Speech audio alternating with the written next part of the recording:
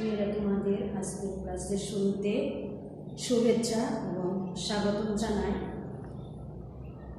তোমরা সবাই তোমাদের বাংলা বইটা নিয়ে বসো এবং তোমাদের সাথে একটা করে পেন্সিল বা কলম রাখো।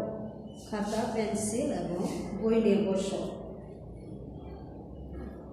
মেয়েরা তোমাদের বাড়ির আশেপাশে বা সমাজে তোমরা যখন চলাফেরা করো তখন তোমাদের সাক্ষাতে এমন অনেক মানুষ তোমরা দেখে থাকো বা তোমাদের সংস্পর্শে আসে যারা শারীরিকভাবে অক্ষম, কথা বলতে পারে না, হাঁটতে পারে না, ভালোভাবে শুনতে পারে না, চলাফেরা করতে পারে না নিজে নিজে। এই ধরনের ব্যক্তিদের বলা হয় প্রতিবন্ধী, শারীরিক প্রতিবন্ধী।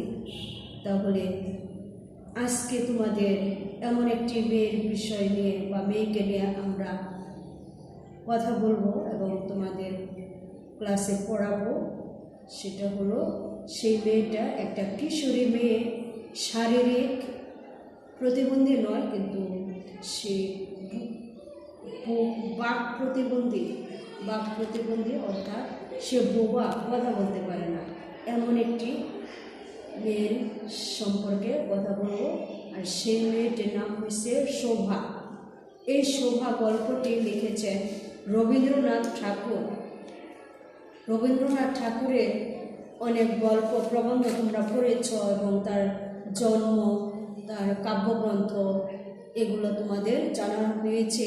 সেজন্য খুব সংক্ষিপ্তভাবে তোমাদের আলোচনা করব তার পরিচিতি সম্পর্কে। তাহলে তিনি যখন ছাত্র ছিলেন তখন থেকে তিনি কবিতা লেখার প্রতি তার যে উৎসাহ উদ্দীপনা ছিল সেটা তিনি চালিয়েছেন, আর এই প্রতিভা তিনি প্রকাশ করেছেন। কবিতা বা বিভিন্ন সাহিত্য প্রবন্ধ লেখায় তার অসামান্য ব্যক্তিত্বের অধিকারী হয়ে পড়েন তিনি। সে বাল্যকাল থেকে, যখন তার 15 বছর বয়স, তখন তিনি একটি কাব্য প্রকাশ করেন যেটার নাম বনফুল। 1933 সনে রবীন্দ্রনাথ ঠাকুর এশিয়া মহাদেশে গীতাঞ্জলি কাব্যগ্রন্থ লেখেন এবং এটা লিখে তিনি বিশ্ব দরবারে, শুধু আমাদের দেশে বা এশিয়া মহাদেশে নয়, বিশ্বের মধ্যে তিনি গৌরবের আসনে প্রতিষ্ঠিত হন। তিনি শুধু সাহিত্যিকই ছিলেন না, একজন ব্যক্তি, তিনি ছিলেন সাহিত্যিক, দার্শনিক, শিক্ষাবিদ, সুরকার, নাট্য প্রযোজক এবং অভিনেতা। তিনি গান লিখতেন এবং সেখানে সুরও দিতেন, আবার সেটা তিনি গাইতেন। এভাবে তিনি নাটকও লিখেছেন এবং সেখানে অভিনয়ও করেছেন।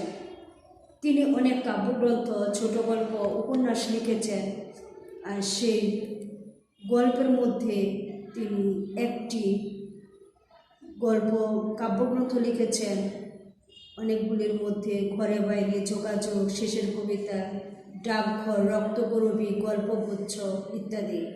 তাহলে আজকে আমরা যে গল্পটা পড়ব সেই গল্পটা নেওয়া হয়েছে গল্পগুচ্ছ কাব্যগ্রন্থ থেকে।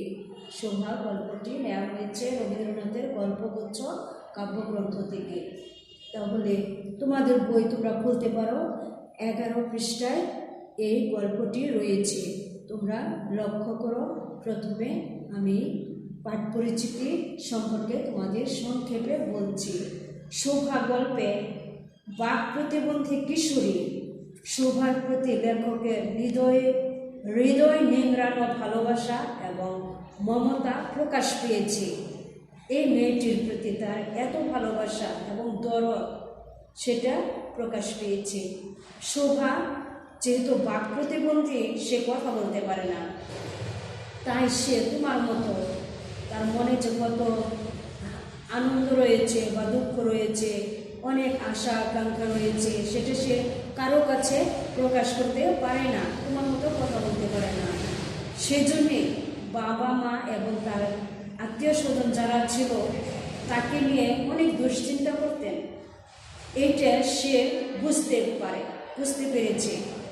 শোভা, যে তাকে নিয়ে তারা চিন্তা করে এবং তাদের কিছু বলার রয়েছে বা কষ্ট পাচ্ছে তাকে নিয়ে। সেজন্যে শোভা কী করতো, সে নিজেকে সবার কাছ থেকে আড়াল করে রাখতে চেষ্টা করত। তার মা এই মেয়েটাকে বা প্রতিবন্ধী মেয়েটাকে নিয়ে সে মনে করত এই মেয়েটা আমার জন্য লজ্জা এবং বিরক্তিকর বোধ করত। কিন্তু অন্যদিকে তার বাবা তাকে অনেক ভালোবাসতেন। তার সমসাথী যারা ছিল সেই ছেলেমেয়েরা তার সাথে খেলতে চাইতো না বা তাকে ভয় পাইতো, মিশতে চাইতো না, এরকম করতো। তাই সে যেহেতু সে বন্ধু বান্ধব তার কেউ নাই, সে বন্ধু করে নিয়েছে গোয়ালের দুটি গাভী হলো জন্তু জীব। এই একটি গাভী হলো সর্বস্বী, আরেকটা হলো পাঙ্গলি। এই প্রাণীর সাথে তার মত বিনিময় করত সে তার আকারে, ইঙ্গিতে, ইশারায়। এছাড়াও তার বন্ধু ছিল কথা বলার বা মনের ভাব প্রকাশ করার যে প্রাণী ছিল ছাগল এবং বিড়াল, তারাও তার বন্ধু ছিল। যারা কথা বলতে পারে না সেই পোষা প্রাণীদের কাছে শোভা তার মনের ভাব প্রকাশ করত। আর বিপুল নির্বাক প্রকৃতি, অন্যদিকে এই প্রকৃতির কাছেও সে আনন্দ পেয়েছে, মুক্তির আনন্দ পেয়েছে। প্রকৃতির সাথে সে নীরবে তাকিয়ে কথা বলেছে, নদী, গাছপালা, আকাশ ইত্যাদির সাথে। এছাড়াও উন্নত শ্রেণীর প্রাণী ছিল একজন তার বন্ধু, গোসাইদের ছেলে প্রতাপ। এই প্রতাপ ছিল অকর্মণ্য, কোনো কাজ করতে চাইতো না, কিন্তু এই ছেলেটির প্রতি তার বিশেষ স্নেহ ভালোবাসা সে প্রকাশ করত।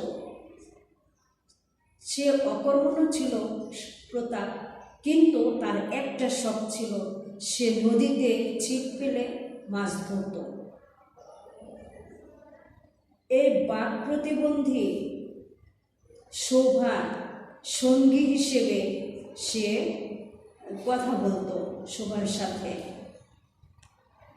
আকার ইঙ্গিতে প্রতাপ শোভার সাথে এই বাক প্রতিবন্ধীর সঙ্গী করে নিয়েছে এবং প্রতাপ তার সাথে কথা বলতো আর তাকে মর্যাদা দিত। অন্যেরা দেখতে না পারলেও তাকে অবহেলা করলেও প্রতাপ তাকে অবহেলা করেনি, কারণ সেও একজন মানুষ। শোভা তাদের বাড়ির কাছ দিয়ে একটা নদী বয়ে গিয়েছে এবং সেখানে সে বসে থাকতো এবং প্রকৃতি দেখত। শোভা তাদের বাড়িতে অনেক গাছ ছিল, আম গাছ, কাঁঠাল গাছ, তেঁতুল গাছ। আর তেঁতুল গাছের নিচে সে বসে থাকতো আর জলের দিকে, নদীর দিকে তাকিয়ে থাকতো। কখন ছিপের দিকে, আবার কোনো কোনো সময় প্রতাপ নদীতে ছিপ ফেলতো মাছ ধরার জন্য, সেখানে সে তাকিয়ে থাকতো। আর সে মনে মনে বলতো যে আমি যদি প্রতাপকে কিছু সাহায্য করতে পারি, এইটা তার ইচ্ছা, সে এভাবে প্রকাশ করত। অন্যদিকে শোভা প্রতাপের জন্য পান সাজিয়ে আনত এভাবে। জগৎ হলো প্রকৃতি। এই জগৎ সংসারে প্রকৃতির মাঝে সে একটা আশ্রয় খুঁজে নিয়েছে এবং উন্নত জীব মানুষের মাঝেও প্রতাপের সাথে। রবীন্দ্রনাথ ঠাকুর এই গল্পে মূলত প্রতিবন্ধী মানুষের আশ্রয়ের জন্য একটি জগৎ তৈরি করেছেন এবং তাদের প্রতি আমাদের মনে যে স্নেহ, মমতা, ভালোবাসা, দরদ বোধ জাগাতে হবে, তিনি সেটা চেয়েছেন যেন আমরাও অন্যদের প্রতি সেভাবে দয়া, মায়া এবং মমত্ববোধ দেখাতে পারি।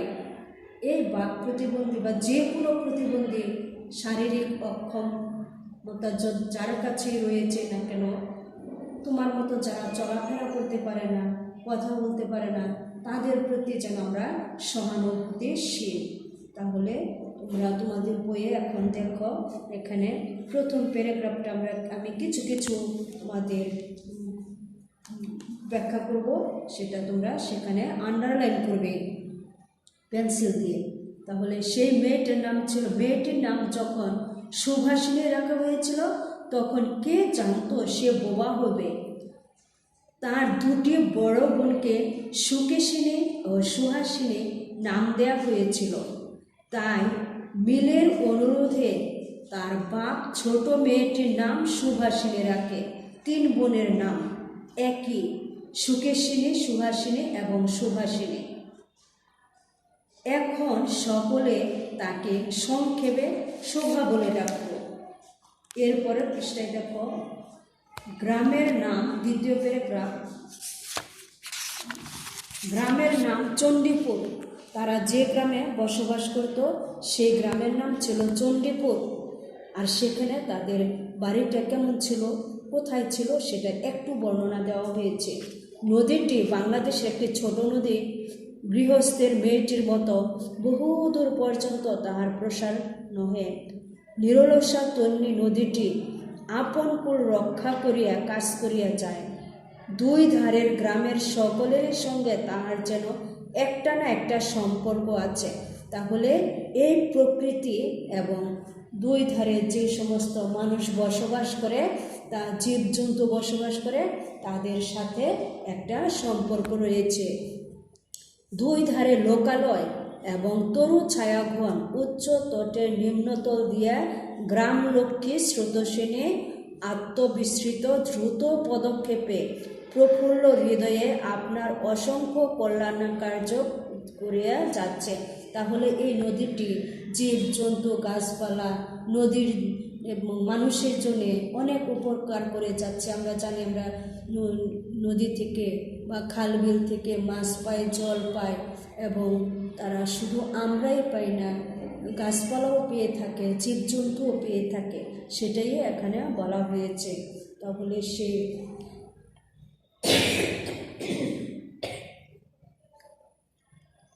শোভার বাবার নাম হলো বাণীকণ্ঠ। আর সে প্রায়ই, এবং তাদের বাড়িটা এমনই ছিল নদীর একেবারে উপরে, নদীর তীরে, তাহার বাখারের বেড়া। তাহলে তার বাড়িটা কেমন ছিল সেটা বর্ণনা দেওয়া হচ্ছে। বাখারের বেড়া, 8 চালা গোয়ালঘর, ঠেকিশালা, খড়ের স্তূপ, তেঁতুলতলা, আম কাঁঠাল এবং কলার বাগান নৌকাবাহী মাত্রেরই দৃষ্টি আকর্ষণ করে। গ্রামে আমরা দেখি কুড়ে ঘর, এবং উপরে টিন থাকুক বা ছন থাকুক না কেন, কাঠশোলা দিয়ে এবং বাঁশ দিয়ে যে বেড়া তৈরি করে, সেটাকে বলা হয়েছে এখানে বাঁশ দিয়ে, যে বাঁশটা মাঝখান থেকে 2 ভাগ করে এটা বেড়ার সাথে আটকে দেয়, এটাকে বলা হয়েছে বাখারি। আর 8 চালা ঘর হলো টিনের বা ছনের, যেভাবে হোক না কেন সেই ঘর, গোয়াল ঘর। আর ঠেকি, যেখানে ঠেকি থাকে সেই ঘর। এছাড়া গ্রামের খড়ের স্তূপ জমা থাকে, যেগুলি গরুকে খাওয়ানো হয়। তেঁতুল গাছ, আম গাছ, কলা গাছ ইত্যাদি। মাঝিরা যখন নদীতে নৌকা বেয়ে যায়, তখন তারা সেদিকে তাকিয়ে সেটা লক্ষ্য করে। আর সেখানে সে যখনই অবসর পেত, শোভা সেখানে বসে থাকত নদীর তীরে এসে। প্রতাপের প্রধান শখ ছিল ছিপ ফেলে মাছ ধরা। ইহাতে অনেক সময় সহজে জীবন কাটানো যায়। বলছে এটা যেহেতু সে অলস, অন্য কিছু করতে চায় না, সেজন্য বসে বসে মাছ ধরবে, সে তার এটা চিন্তা করতো আর এই কাজটা করতো। অপরাহ্নে নদীর তীরে ইহাকে প্রায় এই কাজে নিযুক্ত দেখা যেত। বিকালবেলায় যখন রোদ কমে যায়, রোদের তীব্রতা, তখন সে আসতো আর মাছ ধরতো। আর তখন তার একটা উদ্দেশ্য ছিল, সেখানে বসে থাকতো আর শোভা বসে থাকতো। শোভার প্রতি তার একটা ভালোবাসা ছিল। শোভাকে প্রতাপ সু বলে ডাকত, এটা আদরের ডাক। তোমাদের অনেক সময় জ্ঞানমূলকের প্রশ্ন থাকতে পারে, তাকে কে সু বলে ডাকত? তখন তোমরা যেন সেটা বলতে পারো। প্রতাপ শোভাকে শো বলে ডাকতো। আর শোভা কোথায় বসে থাকতো?